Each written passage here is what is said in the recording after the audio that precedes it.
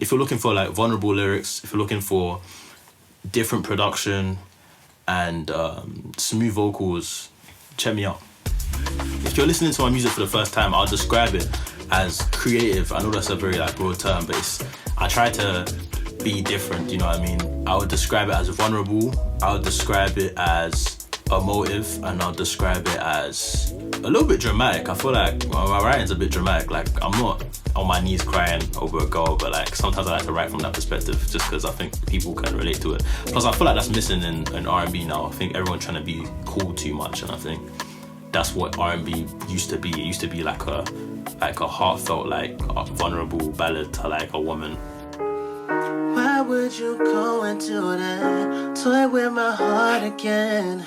We could have leveled up. It's easy to speak about being cool, but it's harder to be vulnerable on a song. I think it takes more skill and it's more fun to write about. I could always sing when I was younger, but my friend, he started making music and he was rapping. Then as a joke, I said to him like, oh, I can sing. I was like 16 years old. And then when I showed him, he was like, oh, you should actually take this seriously. Then I started writing. But really and truly, I would say my music isn't only R&B. Like it's any type of creative way I can express myself through sound. It really and truly, it's singing, but it's not always R&B. So when I started recording myself, producing myself, and even mixing myself, and just basically having like being more hands-on with the process, then my sound started to evolve differently. The way that it evolved, I would say, it's just like a natural way. Like the more you do something, the better you're gonna become at it.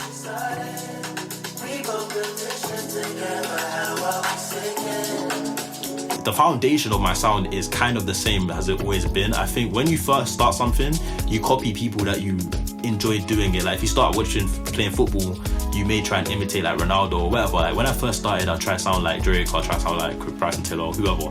But then you start finding your own way and your own flair of like doing it. So I think that's how my sound is evolved. Usually when I write, it's a mixture of personal experience and like just concepts, because I'll write concepts from things that I may not have experienced personally, but I've experienced through other people, because you can experience things without going through them yourself, maybe. Say it one more time, please.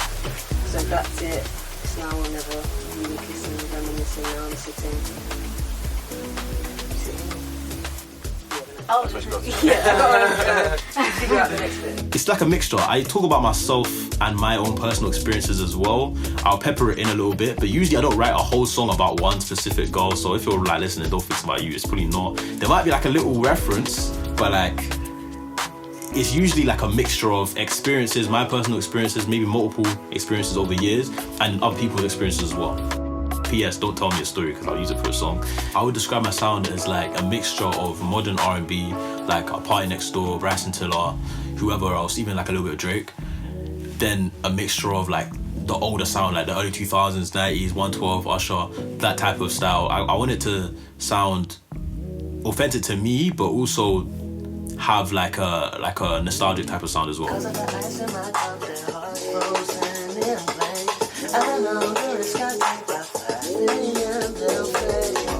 I would say my music isn't only R&B. Like it's any type of creative way I can express myself through sound.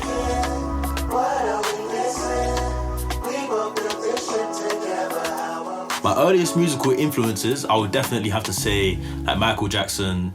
I love Drake as well. I love his music, especially his like older stuff when he was in his early 20s. When he had like more of an R&B type of sound and it was more emotional. Usher as well. But that was kind of like deeper into like, when I got a bit older, I started listening to a bit more R&B. Before, I was kind of listening to whatever was on the TV, innit? Because I grew up in a time where the music was on the TV. Nowadays, you're on TikTok or whatever, but before it was on TV, whatever was on BET or whatever, I was listening to that. I think that R&B is changing a lot in the UK, but I think that the UK sound of R&B, in my opinion, isn't that different to like American R&B, meaning that I don't think it's hard to integrate a UK R&B artist globally or worldwide.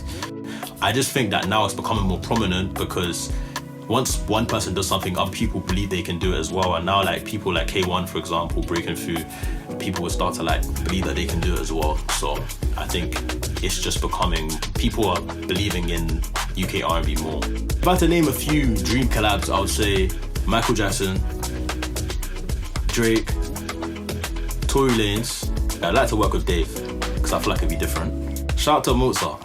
Me and Mozart were cool for sure. I like Mozart. I was on the piano earlier. I was giving him a run for his money, so I'll get Mozart on a bonus for sure. Tears isn't a song that is like solely written by me. It's a song that is written by multiple people. It's a very collaborative project. Michaela and Samo are the co-writers for the track. Local J produced it, and then I'm the vocalist on the track as well.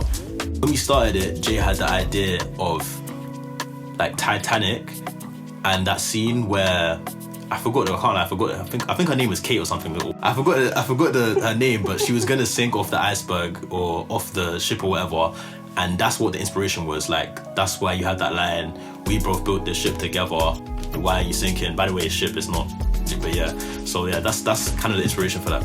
I think it's quite a dramatic song. I also relate to the lyrics a lot. So like, cause I'm a bit of like a lover boy, innit? Like I'm a bit of a hopeless romantic. So I was out here like channeling that little version of myself.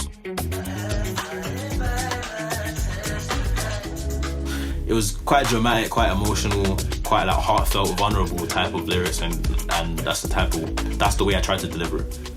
I think that you don't have to be like a multi-millionaire, or you don't have to like have hundreds of thousands or millions of fans to be successful. If I could pay my bills and live comfortably off music alone and not have to go to work and like be disrespected by managers or whatever, that would be like an accomplishment for me. Or just people like listening to my music who I don't know and appreciating the music.